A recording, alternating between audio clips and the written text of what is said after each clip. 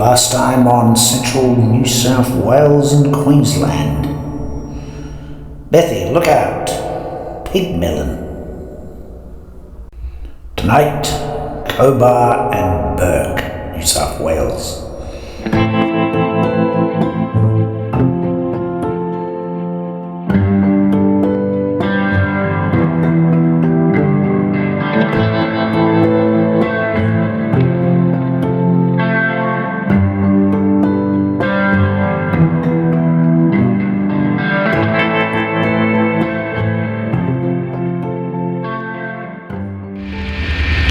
I don't know where it is exactly. I want to get something to eat, coffee or something too. I don't think we're going to be able to have time to go this next year. What is that? I'm not sure. Probably going to be able to. Tell you what, take those railway sleepers home with us. That's what I'm looking for at home. I need some. Yeah, no, there'd be a way of getting in there, Floyd. We'll just go and have a... Yeah. What are you up? Huh? Yeah, we'll go have a look around, see if we can find anything. What's the time? Does anyone know? About 9:30? We're going to stay in, because we need to stay in Bourke, aren't we? Yeah, that's right. Well, he said, but I'll have a look up here. So it'll tell you what it is. This is the Chesney winder, I'd say. It looks like a Chesney winder. Oh yeah. Jeez. It's electrical winding gear for the Chesney No. 1 head frame. It was installed in 1938 and used during the mining of the Chesney ore body between 43 and 52.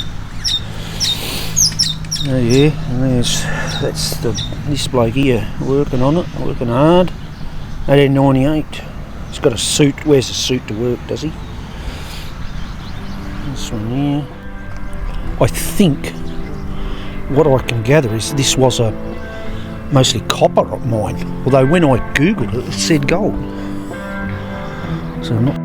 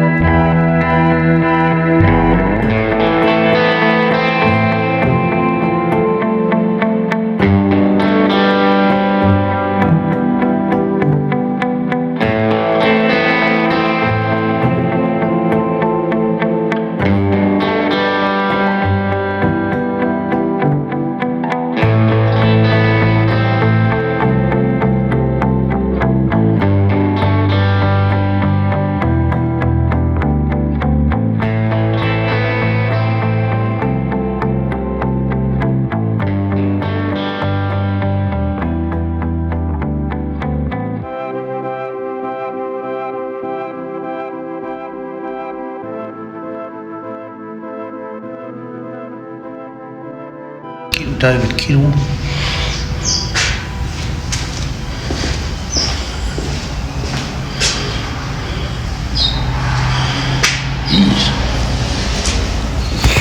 Guardian.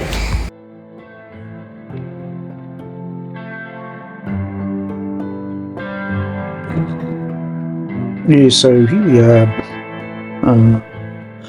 This is not far from Bourke.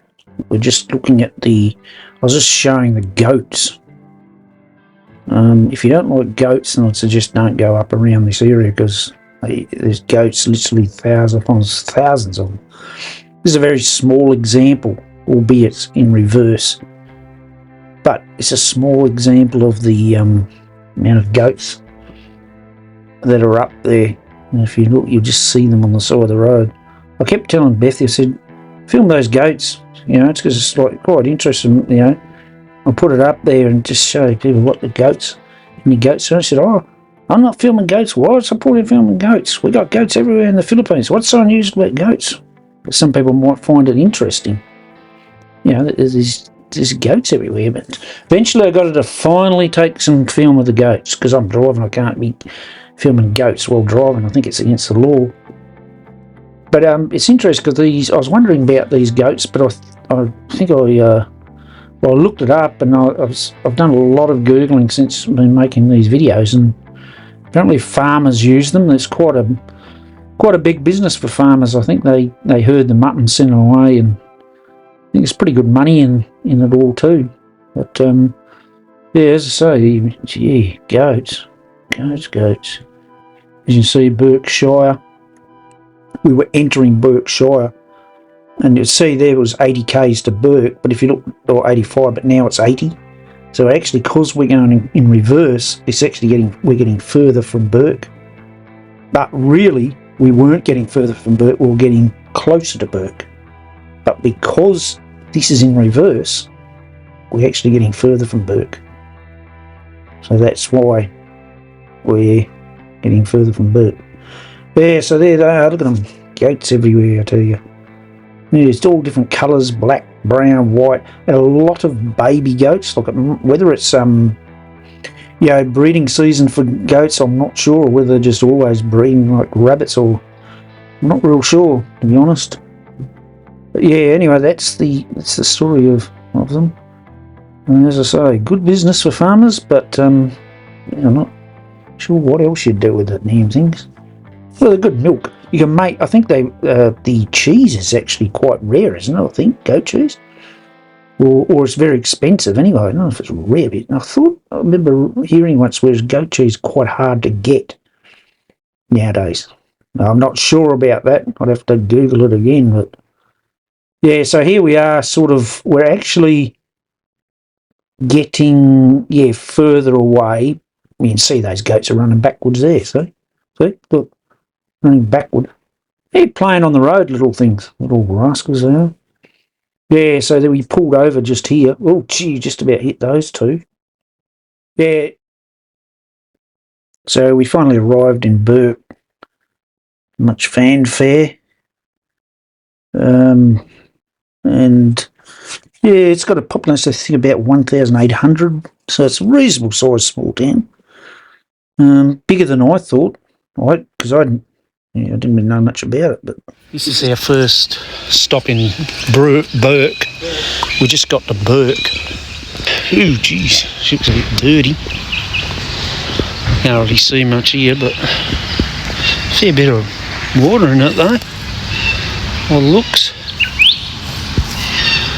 What's that bird down there? Oh, pelican. Yeah. Oh, yeah, there's a lot of them down there. Pelicans on the Darwin at Bourke. That's the part of the downtown area.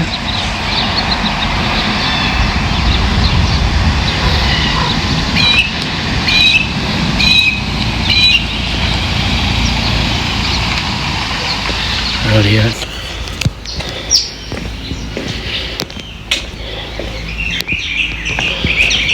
Oh, go right in.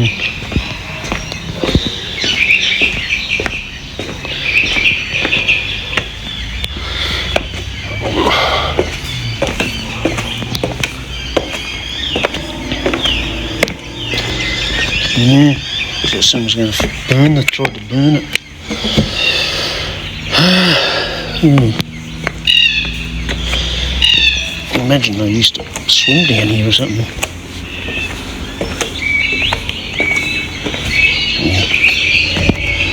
It is electricity. Someone set a fire to it.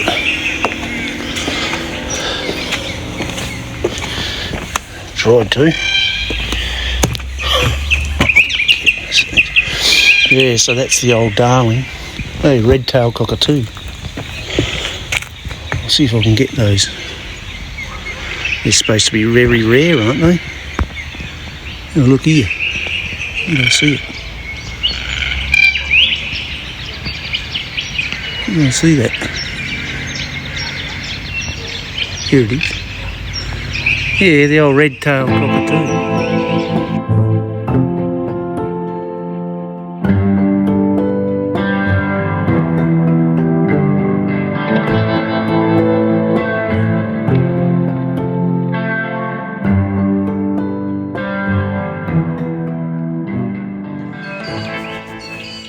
Yeah, it's supposed to be rearing there. Heard people say if you see a red-tailed cockatoo, tell everyone because they're endangered. Maybe they know they're here though. Yeah, this is the darling at the... It's a punt there, is it? You get on the steamboat there maybe, I reckon. Steamboat goes along here. Yeah. There's plenty of... Oh, there it is. There's that cockatoo. Yeah. You can see it. There they are. And now they're blurry. There, see the red? I'll try and get up in there. You'll see their red tails. But you definitely saw it, even though it was blurry.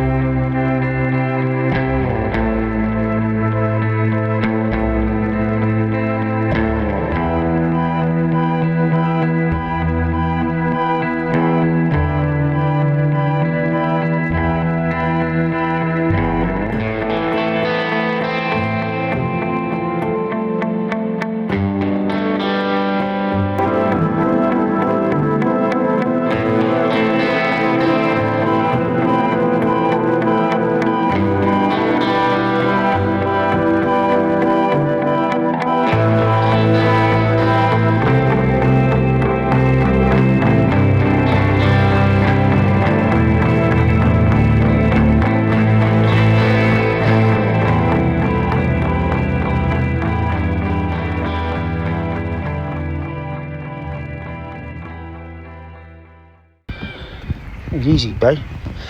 Break that. Farewell to the maiden, the girl I adore. Farewell to my friends, I shall see them no more. The crew shrieked in terror, the captain he swore they had stuck on a sandbank, so the men walked ashore. Yeah, right. That's another sad story. Had to get off and walk. Used to use the Crossley engine. I'll just show the sign there. Look at this baby. Oh, no, you can't get in there. Let's try and put my hand in there. Yeah, there she is. We're going down in there. Goes across to the other one, does it? Now that was donated Sydney. It was used in Sydney for something. I'm not sure exactly what. There's more or less two motors attached to them. Yeah. Anyway, let's get it up. I think it says here what it was. Oh no, that didn't. Oh, you. So, yeah. This is a fully restored 920 Crossley old fueled station engine. This engine manufactured by Crossley Brothers in Manchester, England, is a fine example of an early four-stroke diesel type engine which fired on from the steam engine era. Many applications such as electricity generation, water pumping and factory machine operations. Alright, anyway.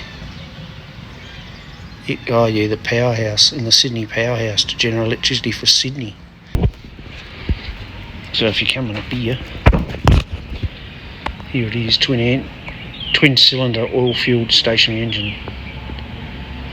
Wharf precinct. Hear the majestic chug of the engine Monday to Friday at 12 o'clock. So if we're still here, I'll have to go and listen to the chug of it. People buried here. There's some Presbyterians over this side. Luckily they keep them separate. And I don't think I was filming that a minute ago. I don't think I filmed the outside of it. It's the Bourke Cemetery. Yeah. Look how old some of these ones are.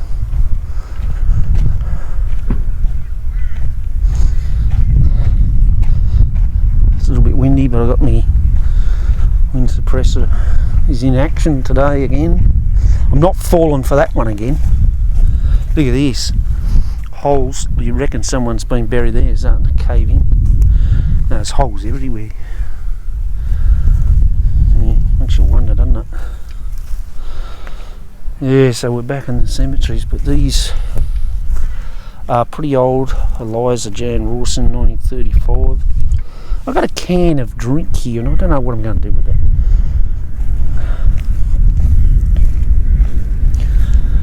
This one here is rough. Someone's put some flowers there though.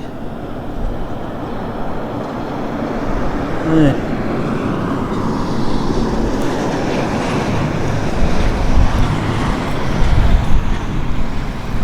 So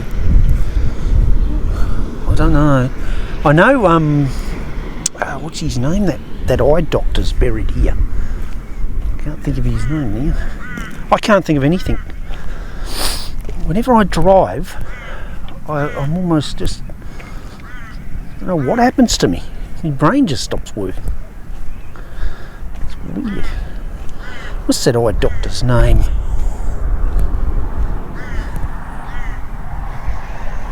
Harold. See that? Harold Sevier Roots. Lived with the May, aged 3.5 years. Jesus called a bonny boy. This man come out from Scotland or something probably. Yeah.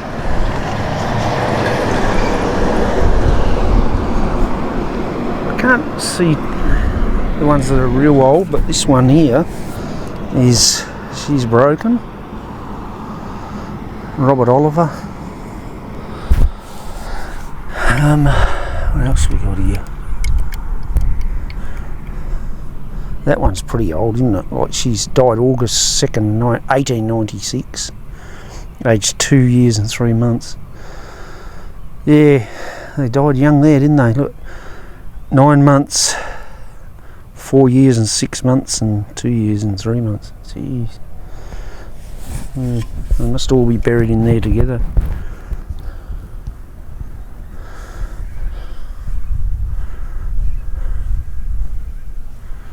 That one there, see there's another one there. 1892, James Booth. Age 71, so he lived a fair while. 71, imagine that, what would he have been born in 1912 or 11 or whatever. Or 21 or something like that, whatever that is. Yeah, 21 isn't it? Yeah, so 1821. See, ooh. Gotta be careful here, there's holes around. Twisting your ankle here. But these are another hole. Holes everywhere. Can't see what that one says.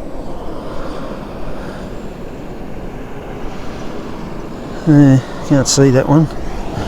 I'll shut it off for a sec because this one here is an interesting one. Ida Wharton accidentally killed at Bourke Children's Picnic, 15th of August 1888. Alas, how soon a life was how transient was her stay, just like a wave upon the shore. A darling Lillian passed away. Yeah, sad's that, eh? 15th of August 1888. If she had died on the 8th, it would have been the 8th of the 8th, 1888, but 15th, yeah. Yeah, that's a long time ago, 1888. Yeah, so this one that I was just looking at, the grave I was just looking at, was basically what happened was these 3 kids. I think I ended up filming the whole lot of the 3 kids. I find their graves, but Arthur Payne, aged 3.5 years old, Annie McCarthy, 6, and Lillian Wharton, the one I just looked at, was 6 as well. Apparently they They were going to a picnic at Bourke, and they were on the back of they called it a lorry, on the back of pulled by a horse, and it must have tipped or something, and they fell off and all got killed. It was a pretty sad story. The rail broke, and all except 3 fell or jumped out. It was rather an extra jerk, as much as it would be caused by going over a brick. It says the horses were walking. The broken timber of the frame and nails caught the children's dresses and seemed to drag them under the lorry. Yeah, so anyway, they ended up just saying, well, the verdict was accidental death, and no blame was laid. Yeah, here it is. This is a Fred Hollows eye doctor. The key he used to undo locks was vision for the poor. So yeah, he would mostly work with Aboriginals and that. So, yeah. I don't know what this is. The rock. Oh, there it is. Oh, it is. Cossum. How's that for a second name? Frederick Cossum Hollows, 1929 to 1993. Yeah, he didn't really live that long, really, did he? So they've dropped a massive great rock on his grave. He ain't coming out. Well, yeah, Jesus came out though, didn't he? He had a big rock in the road of his. Where's Fred Hollows? Where? Where is his? He was actually an atheist, Fred Hollows. Fred Hollows' grave? It says Dad on it right here. Yeah, Dad. Oh, Fred. So, Oh, this is his grave. it says Fred, then for I Fred. got a flower for him. 1993. Where'd you get the flower, Mia? You can't take it off someone else's. No, it was sitting on the ground. Yeah, well, that's already his then, isn't it? Oh, well, it's the thought that counts, Mia. And here it says it. You can't miss it, can you? It's a massive, great thing pointing to it. What is he buried inside of the rock though? Yeah. He did some good work bringing sight to Aboriginal communities. There he is there. That's him there, see? Is that him? Yeah, here he is. He used to be on TV a lot talking that, but he was actually... He died before the 2000s came to existence. He was actually an atheist, but his mother was very religious, and he was into all this, sort of, what do you call that? Sort of intellectual stuff. And she always apparently she said to him, oh, it's all intellectual claptrap. She wasn't interested in it. Like it was a load of rubbish he was into. Yeah, he might have changed before he died. I have no idea. Look, we have a guided tour right here. But he did a lot of good work, whether no matter what his beliefs were. What's the story behind Fred's grave? Oh, sorry, there. But look, Fred's grave is encircled by boulders from nearby Mount Oxley. They're laid out in the shape of an eye. Ah, you're right. There, and carved the sandstone memorial at the western end of the site. Yeah. So that's that.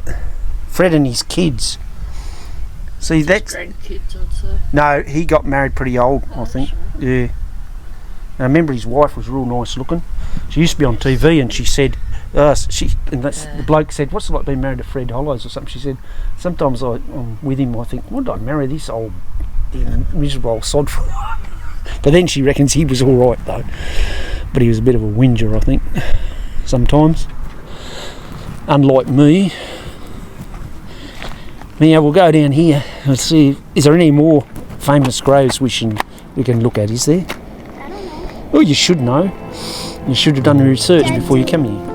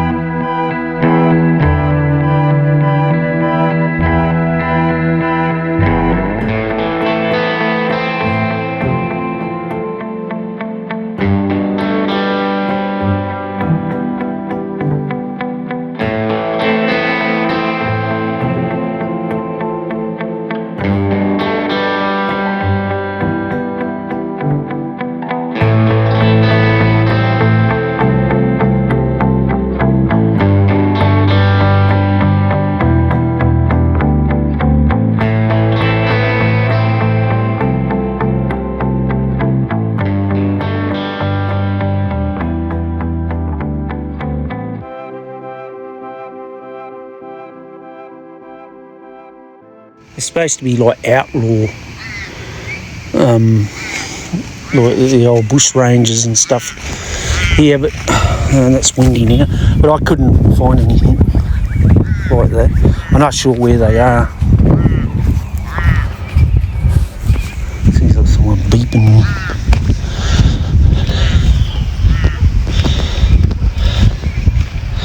Arthur Bloxham. Yeah, so he born 15th of April 1825, Badsey, England. Died at Bourke on December 1865. Man, jeez, could you imagine 1865? Then you got Edward John Bloxham, October the 6th, 1893, age 71. So he lived a fair amount of time. So far, this one, that's the oldest one I've seen, 1865. There's one here. That's Edward Long Morrison. What a strange second name, Long. Edward Long Morrison. 1875, age 20.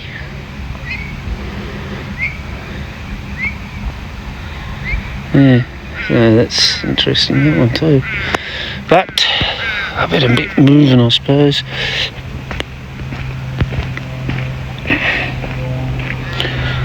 I think I've already done that one, I'm not sure. Oh, no, 1930, 1st of October 1930. These Morgans here. Henry Morgan, died in 1894. Harry Morgan, 1929. And Robert Morgan down there, 1891. Yeah. And to top it off, Mary Morgan in 1916. 80, so she lived a reasonable age there. Can't see the date on that one. What is that one? Alfred Wynne. Can't read that. High something. I don't know what that says. Not sure. Anyway, I'll move on. Mary, beloved wife of D.F.W. Hatton. Died 1911. Another Hatton there. Oh, that's D.W.F. Hatton. So that's his wife. She died in 1911, then he died in 1923 by looks. 80 years old. Strange looking. Yeah, isn't it? Yeah. Shan't be much longer. I'll just. This one here, 1875. Jane Hatton. Yeah, certainly must have been the early explorers, these people, coming out here in those days. I mean, it's hard to get to now, let alone coming out here. And she died in 1885. Amazing. This one here's got a tree growing up in it. If they are cemeteries, I'm not even sure. Oh, yeah, they are. That's that pot there.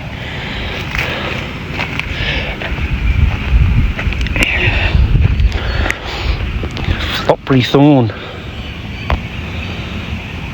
Flopbury. That is a strange name.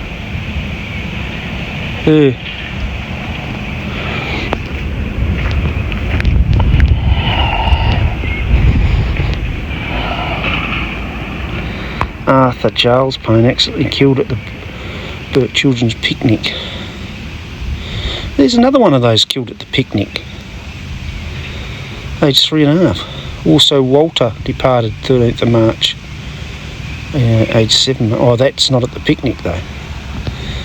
What happened at the picnic?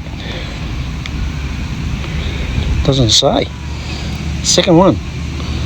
That's weird. Rightio. I'll have to look up the picnic 15th of August, the Bourke Children's Picnic. Audio.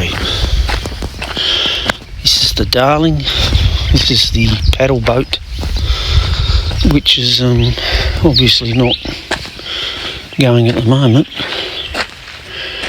So this is just out the back of where we were staying, Kidman Caravan Park. Then we take the Kidman Highway and go up to Cunnamulla. Cunnamulla's next. Jeez, what's going on there? Falling there. Come down at night and tripping that, you'd be in trouble. Yeah, so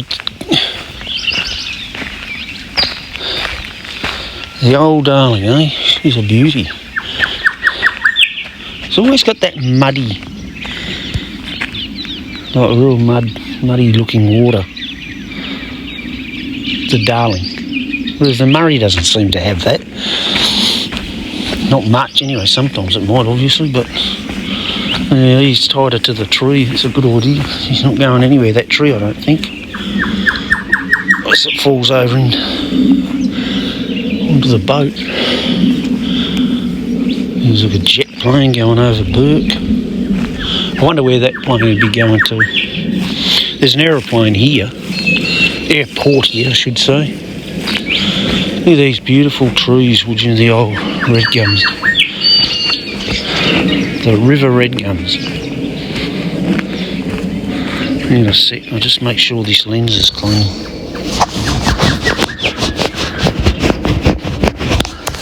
Yeah, very peaceful. Apart from that plane. Oh, what was that? Something just come out of the water up there. Fish just jumped out of the water or something. I wonder what that was. Or maybe it was a bird diving down. Don't know.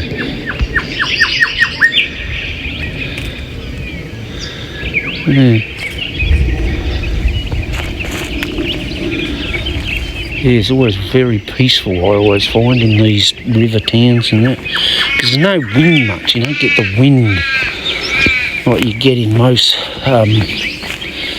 places, obviously in coastal areas. Let's have a look up here. What's this here? Some sort of little inlet.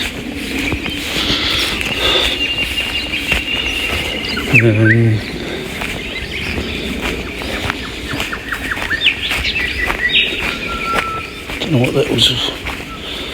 Is that natural or was that just put there? Don't know.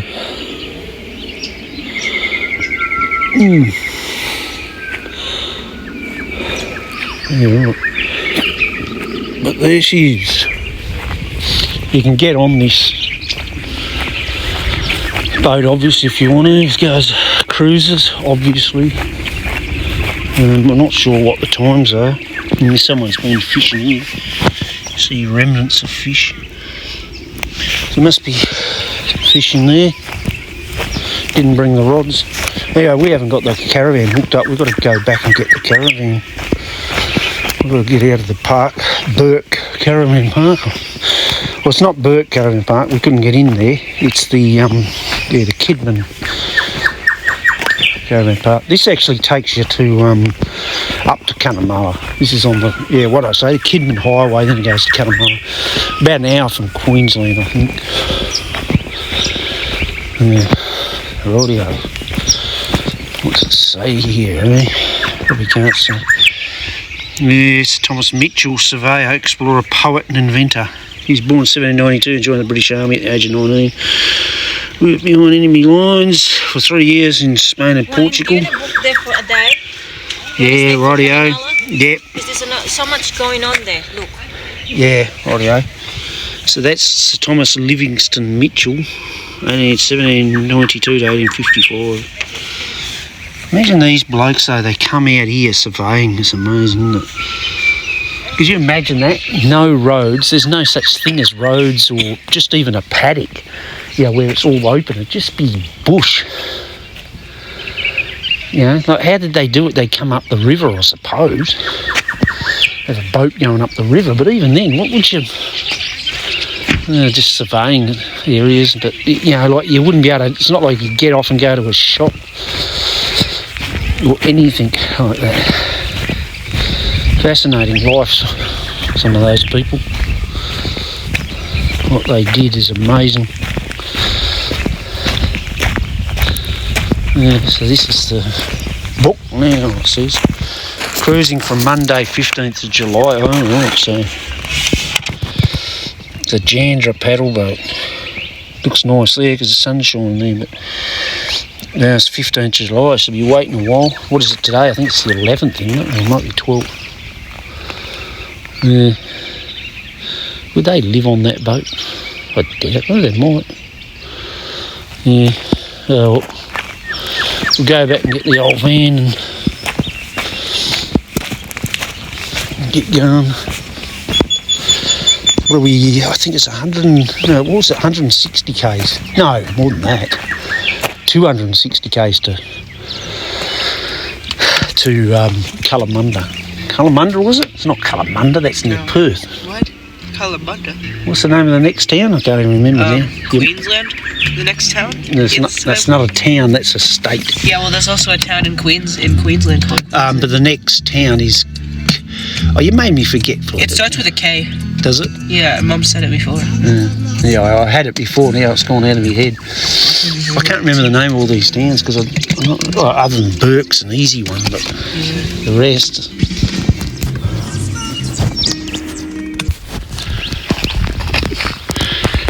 What have they got up here? Oh, animal lovers, that's a good one. Don't eat animals. Sydney Swans member. So there she is, just heading into Queensland. Oh jeez. About, I don't know, we must still be 130 odd k's from, here's all the mud, from Cunnamulla. I was hoping to get some rain, but we don't seem to be, we just never hit the rain for some reason.